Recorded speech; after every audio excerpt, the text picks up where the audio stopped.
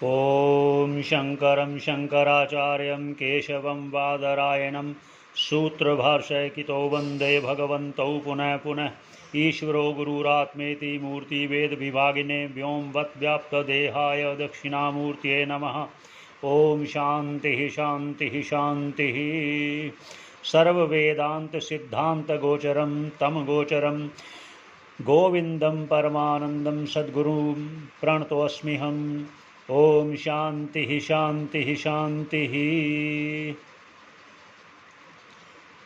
परमात्मा की असीम कृपा से भगवत्पाद शंकराचार्य जी द्वारा रचित विवेक चूड़ामणि का सरल व्याख्या करते हुए आज 5वां श्लोक शुरू करते हैं। भगवान शंकराचार्य जी ने जिज्ञासुओं के कल्याण के लिए ये ग्रंथ की रचना की, तो हमारी भी कोशिश यही रहेगी कि उसका सरल अर्थ श्रोताओं के लिए कहा जाए। तो शुरू करते हैं 5वां श्लोक।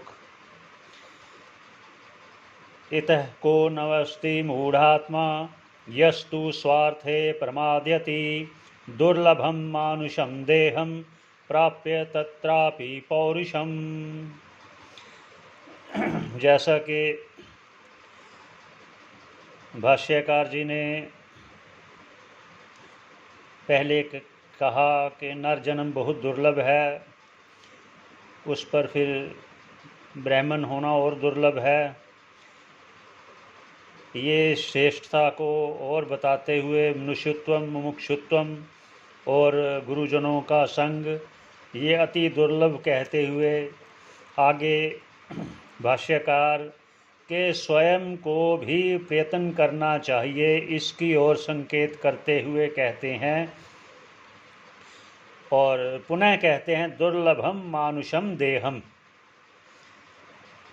ये श्लोक का दूसरा भाग दुर्लभम मानुषम देहम के मनुष्य देह दुर्लभ है। ये इसलिए भी उन्होंने दुर्लभ कहा,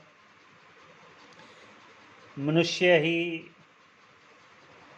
मोक्ष की प्राप्ति के लिए, सर्व अनर्थ की निवृत्ति के लिए अगर तीव्र वैराग्य हो जाए तो अपने सभी जो उसके कर्तव्य हैं उनको त्याग कर, घर को त्याग कर गुरु की शरण जा सकता है।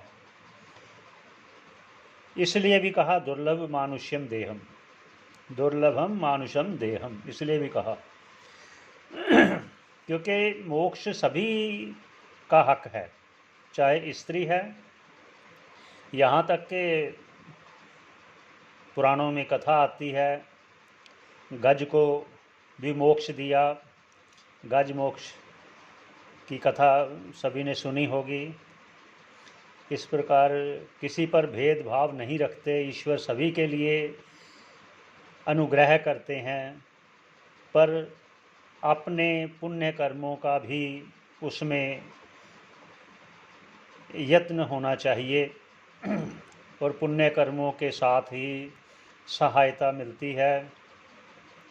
वह पुण्य कर्म जो पुण्य करते हुए फल की इच्छा ना की जाए, अगर फल की इच्छा की तो वो फिर इसमें कोई सहायक नहीं होंगे।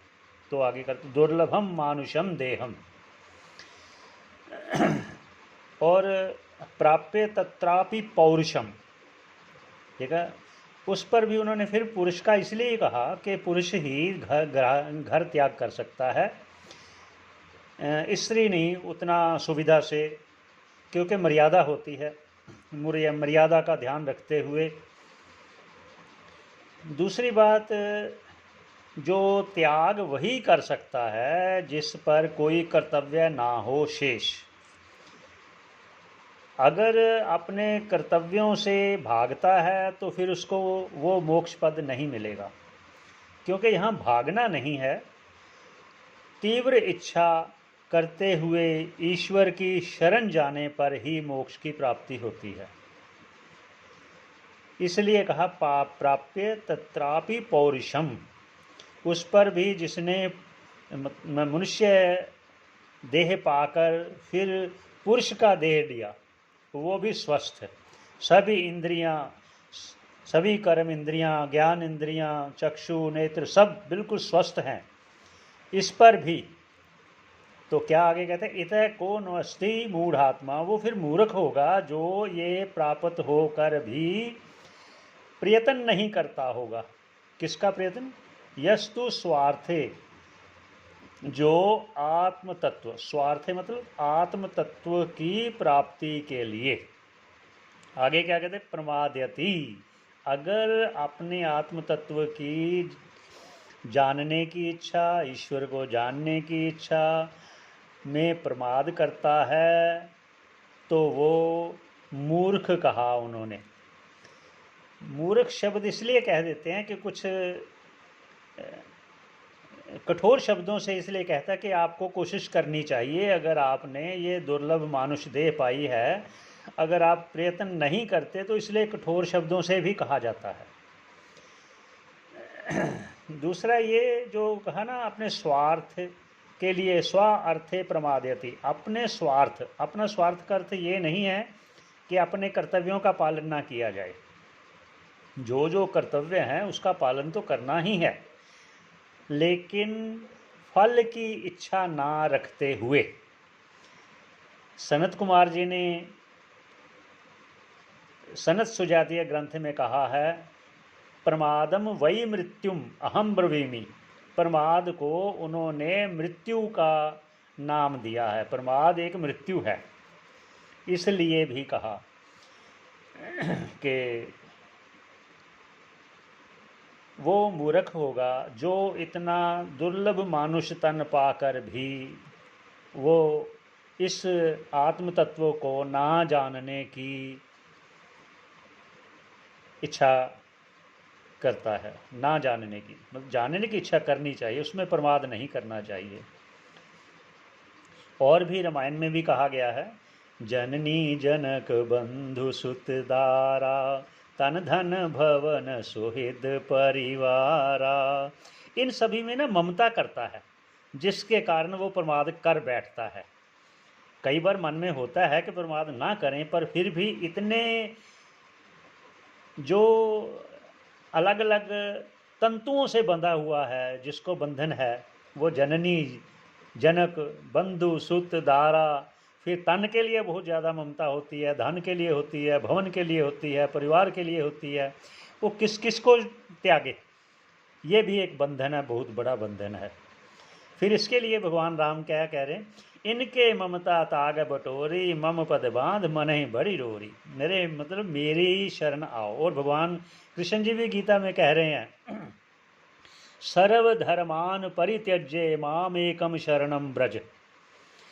तभी मेरी शरण में आओ अगर तुम्हें तीव्र इच्छा है। ये नहीं है कि थोड़ा सा इधर थोड़ा सा उधर, ऐसे नहीं चलेगा।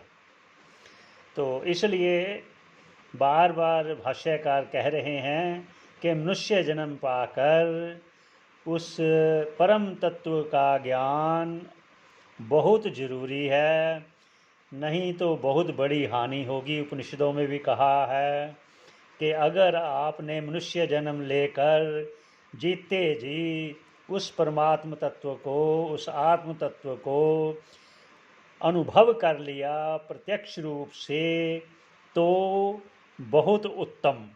अगर ना जाना तो महती विनष्टि। इसलिए ये हमारी भी प्रार्थना है कि श्रोतागणों को इस पर ध्यान देना चाहिए, ईश्वर का भजन करना चाहिए। आगे दूसरे श्लोक में फिर कहेंगे। इसी पर विश्राम देते हुए, ओम पूर्णमदा पूर्णमिदं पूर्णात् पूर्णमुदच्यते पूर्णस्य पूर्णमादाय पूर्णमेवावशिष्यते। ओम शांति शांति शांति।